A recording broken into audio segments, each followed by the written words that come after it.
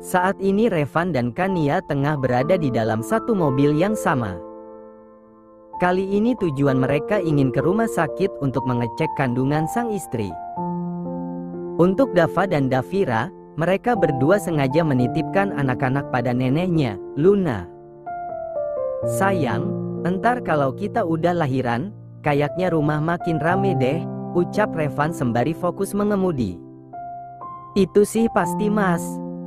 Siap-siap aja kamu pusing karena banyak anak," timpal Kania sembari terkekeh. "Nggak apa-apa, kata orang makin banyak anak makin banyak rejeki." Tak terasa kedua pasangan suami istri tersebut sampai juga di rumah sakit. Mereka berdua segera masuk ke ruangan konsultasi wanita hamil. "Ada yang bisa dibantu, Palek, Bu?" tanya Dokter Rina. "Saya mau mengecek kehamilan istri saya," jawab Revan sopan. Kania dibimbing ke arah brangkar, wanita itu diminta untuk berbaring di sana. Kemudian Dokter Rina mulai memeriksa kandungannya. "Usia kandungan ibu saya perkiraan baru memasuki minggu ketiga. Dan ini vitamin-vitamin yang harus ditebus, Pak." Revan tersenyum bahagia mendengar usia kandungan istrinya yang ternyata sudah memasuki minggu ketiga. Setelah menebus obat, Kania dan Revan langsung tancap gas menuju kediaman Luna untuk mengambil kedua anak mereka. Sepanjang perjalanan senyum terus menghiasi kedua bibir pasangan suami istri tersebut. Begitu sampai di kediaman Luna, Revan bergegas masuk, tapi tak lupa juga mengucap salam terlebih dahulu. Ia benar-benar tak sabar memberitahukan kabar bahagia tersebut pada ibunya. Tadi, mereka memang sengaja merahasiakan kehamilan Kania. "Ma, Revan punya kabar bahagia buat Mama," ucap Revan yang baru saja menduduki. "Apa?" tanya Luna yang terlihat heran melihat ekspresi putranya yang terlihat amat bahagia. Revan tidak langsung menjawab, melainkan senyum-senyum sendiri. Ia langsung merangkul sang istri sejenak, kemudian tangannya ia letakkan di atas perut sang istri. "Ada kehidupan lagi di sini," ucap Revan pelan dengan senyum yang masih terpantri sempurna. Luna diam, sepertinya tengah mencerna dengan baik penuturan sang putra. Setelah sadar, wanita parubaya itu menatap menantunya dengan tatapan yang sulit diartikan, seolah menuntut jawaban pada menantunya itu apa maksud sang putra. "Iya, Ma, Kania lagi hamil," jawab Kania seakan paham dengan tatapan sang mertua. Luna membekap mulutnya, seakan tak percaya dengan apa yang baru saja ia dengar. Namun, beberapa detik kemudian, wanita itu tersenyum haru. "Alhamdulillah banget, Mama nggak ngangka kalau kalian bakal punya debai lagi. Bagus dong, rumah kalian jadi makin rame." Revan mengangguk. Revan dan Kania akan jaga mereka dengan sepenuh hati. Luna mengangguk. Ada perasaan bangga dalam dirinya karena berhasil mendidik putranya sehingga bisa menjadi seorang kepala rumah tangga yang bijaksana sekaligus penyayang dengan keluarga. Setelah mengambil anak-anaknya, Revan dan sang istri langsung pulang ke rumah. "Sayang, selama nikah, kita belum pernah lo pergi piknik," celetuk Revan kala pandangannya tak sengaja mengarah pada pohon besar. Kania terdiam, tak lama kemudian mengangguk mengiyakan ucapan istrinya. "Iya, kita belum pernah piknik, aku jadi pengen banget deh pergi piknik," ucap Kania. "Kapan-kapan kita piknik, yuk," ajaknya kemudian dengan suara yang terdengar sangat riang. "Boleh-boleh," balas Revan tak kalah antusiasnya. "Mau kemana?" "Ke pantai?" tanya pria itu lagi memberi tawaran. Kania terdiam sejenak, berusaha memikir kemana tempat yang pas untuk dikunjungi. "Enggak deh, gimana kalau kita ke taman aja? Jadi, ceritanya kayak keluarga-keluarga bahagia gitu. Terus, nanti ambil gambar, gimana?" Revan mengangguk. "Boleh-boleh. Ya udah, minggu depan kita piknik. Kita bikin kenangan-kenangan indah, Biar nanti kalau anak-anak kita udah besar, mereka bisa lihat gimana cantik dan tampannya mereka waktu kecil." Kania mengangguk antusias, rasanya tidak sabar menunggu hari itu tiba. Membayangkan mereka akan membawa bakul yang berisi berbagai macam makanan, lalu bercanda, bermain serta saling bertukar cerita. Ia benar-benar menginginkan hari itu tiba. Rupanya, seminggu sudah berlalu. Kali ini Revan dan Kania sedang bersiap-siap untuk pergi piknik ke salah satu taman yang tidak terlalu ramai dikunjungi. Sedari jam 4 pagi, kedua pasangan suami istri itu disibukkan membuat beberapa kue serta bekal yang akan mereka bawa nanti. Revan sendiri dengan telatennya ikut membantu sang istri. Mereka berbagi tugas, ada yang bertugas memotong, membuat bumbu, serta memasaknya. Kania mengelap keringatnya. Akhirnya selama 2 jam berkutat di dapur, beberapa makanan yang akan mereka bawa selesai juga. "Sini, Mas bantuin lap keringat kamu," ucap Revan yang langsung mengambil tisu, kemudian dengan penuh kasih sayang mengelap keringat istrinya. "Untung aja kamu mau bantuan, kalau enggak, bisa teler aku masak terus bikin kue sendiri," ujar Kania. Revan tersenyum manis. "Ya kali aja aku nggak bantuin kamu. Istri lagi hamil juga, masa aku sebagai suami diam aja? Ya, harus bagi tugas dong." Kania tersenyum manis mendengar penuturan sang suami. "Tumben nggak peluk aku," celetuk Revan yang heran kala melihat istrinya hanya senyum, padahal biasanya wanita itu selalu memeluknya. Semenjak kehamilan Kania yang kedua ini, wanita itu jadi sering dan suka sekali memeluknya. Pernah sekali ia bertanya kenapa wanita itu begitu manja, tapi jawaban istrinya hanya, "Enggak tahu, debaynya yang suka peluk papanya." "Malas, kamu bau," ejek Kania yang langsung membuat Revan mendengus. Biasanya juga sepulang kerja, Kania langsung memeluknya sekalipun berkeringat.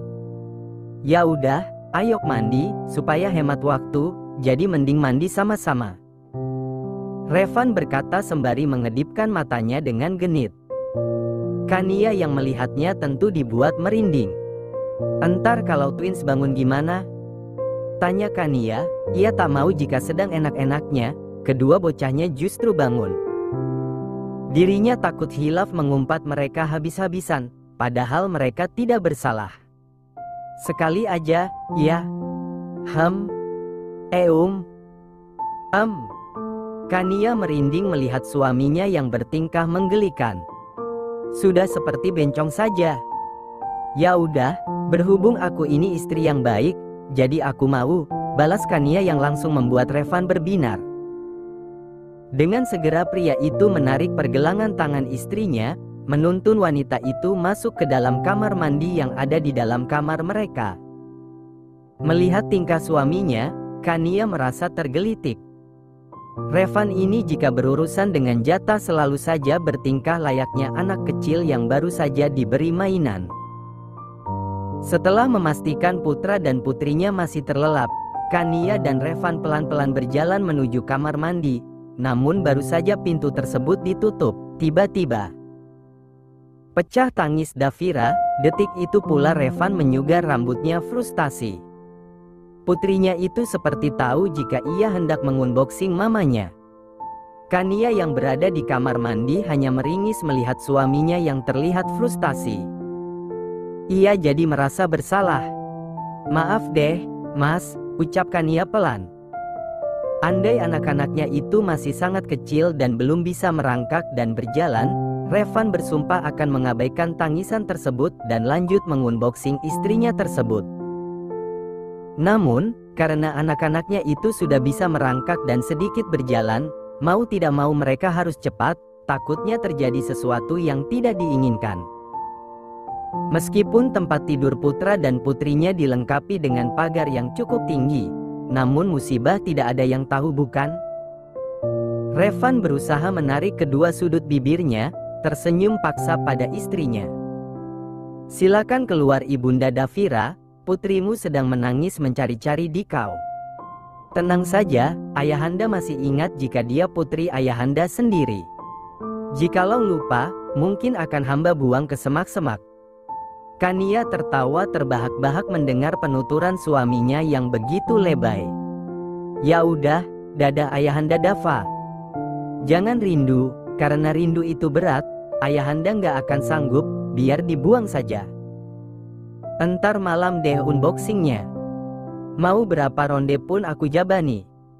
Kania sengaja mengerlingkan matanya dengan nakal. Revan menunjuk sang istri. Awas kamu, ya. Aku nggak akan biarin kamu tidur malam ini, ancam pria itu dengan tatapan yang memicing. Nggak apa-apa, istri kamu ini kan udah dicap suaminya sebagai istri mesum, balas Kania enteng sekali. Revan berdecak kagum.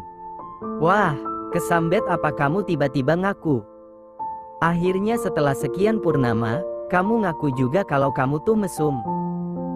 Bukannya tersinggung, tawa Kania justru semakin meledak. Wanita itu segera keluar dari dalam kamar mandi setelah mendengar tangisan putrinya yang semakin meledak. Ia yakin sekali jika gadis kecilnya itu pasti kelaparan. Setelah kepergian istrinya, Revan mendesah pelan, mau bagaimana lagi, memang seperti inilah resiko jika sudah jadi bapak. Tidak ada lagi yang namanya waktu untuk bersantai. Karena tidak mau istrinya menunggu lama, pria itu dengan segera membersihkan tubuhnya. Sekarang jam menunjukkan hampir pukul 7. Tidak memerlukan waktu lama, Revan selesai juga membersihkan tubuhnya. Buru-buru pria itu keluar dari dalam kamar mandi. Namun, ia justru melihat pemandangan yang membuat pandangannya berubah jadi sayu. Tidak boleh iri dengan anak sendiri, tapi tak bisa dipungkiri, ia merasa iri melihat putrinya yang tengah asik menikmati gunung yang dulunya hanya miliknya sendiri. Awas, pokoknya entar malam itu jatah aku, ucap Revan dengan raut serius. Kania geleng-geleng mendengar penuturan suaminya. Wanita itu hanya menganggukkan kepalanya saja. Bergegas ia masuk ke dalam kamar mandi sembari membawa putrinya, kemudian diikuti Revan yang membawa putranya. Selesai membersihkan diri dan memandikan kedua anaknya, Kania mulai bersiap-siap. Wanita itu duduk di depan meja rias, kemudian mulai memasang make up tipis-tipis. Selagi istrinya bersiap-siap, Revan mulai menata beberapa makanan ringan ke dalam bakul serta memasukkan makanan yang sudah mereka buat tadi ke dalam rantang. Tak lupa juga membawa tikar kecil tempat mereka duduk nantinya. Tidak sampai di situ saja, Revan bahkan menyewa fotografer untuk mengambil beberapa gambar kebersamaan keluarganya nanti. Mas, gimana penampilan aku? Tanya Kania begitu Revan masuk ke dalam kamar. Cantik banget malahan. Emang gak salah aku pilih istri, jawab Revan dengan senyum manisnya. Kania tersenyum senang. Ya udah, ayo kita berangkat, ujar wanita itu lagi. Revan mengangguk, ia lalu meletakkan kedua bayinya di dalam box. Mereka berempat. Maksudnya berlima dengan si buah hati yang masih berada di dalam perut, segera melajukan mobil menuju tempat tujuan. Begitu sampai di sebuah taman, rupanya fotografer sudah siap dengan tugasnya. Begitu pasangan suami istri itu turun, ia langsung mengambil gambar keluarga kecil tersebut, mulai dari keluar dari mobil, berjalan, hingga menatap tempat beristirahat dan menyusun makanan. Semuanya tidak luput dari bidikannya. Udaranya segar banget, Mas, ucap Kania pelan sembari menutup matanya menikmati semilir angin yang menerpa kulitnya. Benar banget sayang, udaranya sejuk banget pagi ini, balas Revan mengiyakan. Pria itu tengah sibuk mengeluarkan anaknya dari dalam box. Sementara Kania sibuk menata makanan di atas rerumputan yang sudah dilapisi tikar tersebut. Pagi ini mereka memang belum sarapan sama sekali. Revan memanggil fotografer tersebut, memintanya untuk mengambil gambar mereka bersama. Kini Kania, Revan, dan kedua anak-anaknya mengambil posisi masing-masing. Mereka semua mulai bergaya sesuka hati sementara si fotografer terus mengambil gambar mereka. Tak tanggung-tanggung, Kania bahkan meminta suaminya untuk berpose dengan kedua telapak tangan mereka yang menyatu membentuk love. Setelah puas mengambil gambar, mereka mulai menyantap makanan yang mereka bawa tadi. Revan menyantap makanan buatan istrinya dengan sesekali bercerita pada wanita itu. Sementara Kania, kadang ia tertawa mendengar cerita lucu yang suaminya ceritakan, tak lupa juga tangannya yang sibuk memberi makan putra dan putrinya. Kamu tahu, dulu Mas sempat heran banget sama perasaan sendiri. Aneh banget pokoknya, kok bisa-bisanya waktu itu Mas jatuh cinta sama kamu. Padahal cuma beberapa hari setelah kita menikah.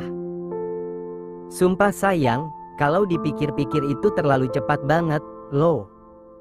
Kania mengangkat dagunya sombong, kemudian dengan bangganya berkata, aku kan emang cantik, dan pastinya mudah bikin lawan jenis terpikat.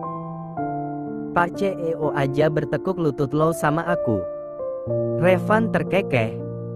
Sama sekali tidak mempermasalahkan istrinya yang terlihat sangat percaya diri. Selain takut membuat wanita itu kesal, memang seperti itu juga faktanya. Tapi, aku boleh jujur nggak, Mas? Tanya Kania yang langsung mendapat anggukan dari Revan. Boleh banget dong, malahan itu yang paling diperlukan dalam membangun hubungan. Dulu waktu nikah sama kamu, aku nggak ada kepikiran mau jatuh cinta. Yang ada di pikiran aku justru, gimana caranya biar bisa cepat-cepat cerai, terus uang yang kamu janjikan itu bakal cair. Bahkan aku sampai mikir, kira-kira kemana ya aku ngehabisin tuh uang nantinya. Aku tuh membayangkan berapa yang bakal aku dapat dari 1/4 harta kamu itu. Revan melongo mendengar penuturan istrinya. Dan inilah definisi jujur tapi menyakitkan yang sebenarnya. Tapi, nggak tahu deh. Aku juga heran kok bisa-bisanya ya aku lulus sama kamu. Padahal, waktu kamu minta nikah tapi sebatas formalitas doang, itu aku benar-benar benci sama kamu, cuma pura-pura bersikap biasa aja. Ternyata benar ya kata orang, jangan terlalu membenci seseorang, karena rasa benci yang berlebihan akan menimbulkan rasa yang baru, alias rasa cinta, sambungkan ia lagi. Jika tadi Revan sempat kesal, kini pria itu justru terlihat bahagia. Ternyata istrinya jatuh cinta pada dirinya bukan karena jabatan, ketampanannya, atau bahkan kekayaannya. Namun, wanita itu mencintai tanpa alasan. Revan mendekati sang istri, kemudian merangkulnya. Ada yang pernah bilang, kalau seseorang mencintai tanpa alasan yang jelas, itu artinya cintanya begitu tulus. Karena dia mencintai bukan karena fisik maupun materi, ucap Revan dengan pandangan lurus ke depan. Sekarang aku sadar, semuanya, dimulai dari pertemuan kita berdua yang bisa dibilang cukup lucu. Terus ide Hans yang aku pikir ide terburuk, masalah yang mengharuskan kita berdua untuk kembali bersama, hingga menikah dengan alasan yang begitu konyol. Ketika menikah yang seharusnya didasari oleh kesepakatan kedua belah pihak, kita justru sebaliknya. Aneh mungkin, tapi rencana Tuhan memang tidak pernah gagal. Sesuatu yang kita anggap buruk, justru ada surprise di balik semua itu. Kamu benar, Mas. Tuhan punya cara sendiri. Dulu aku sempat mikir kalau Tuhan gak adil dan seolah memilih umat-umat tertentu saja untuk diberikan kehidupan yang bahagia. Kafe aku berada di ambang kehancuran. Orang yang begitu aku percaya justru mengkhianati aku.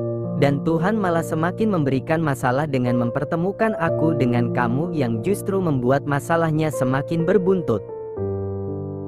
Dan yang membuat aku semakin ragu kalau dia itu benar-benar ada, yaitu ketika dia mengambil sosok yang baru saja dia titipkan, dan yang lebih parahnya, malah mengosongkan tempat itu dalam jangka waktu yang cukup lama. Tapi, sekarang aku sadar, Tuhan itu sangat adil. Hanya saja cara dia yang membuat manusia meragukan jika dia itu benar-benar peduli. Terbukti, setelah penderitaan yang aku lalui, kesakitan, serta keterpurukan, akhirnya Tuhan memberikan hadiah karena sanggup bertahan di semua ujian tersebut. Bahkan, yang lebih hebatnya, Dia memberikan aku kebahagiaan yang berkali-kali lipat. Ternyata benar, janji Tuhan itu indah pada waktunya. Kamu benar, sayang. Tapi, sangat disayangkan, ada banyak manusia yang berhenti dan menyerah sebelum ujian itu berakhir, sahut Revan tersenyum tipis. Tapi, ini janji aku sebagai seorang suami dan juga seorang ayah. Aku janji akan menjadi kepala keluarga yang baik dan berusaha menuntun kalian ke jalan yang benar.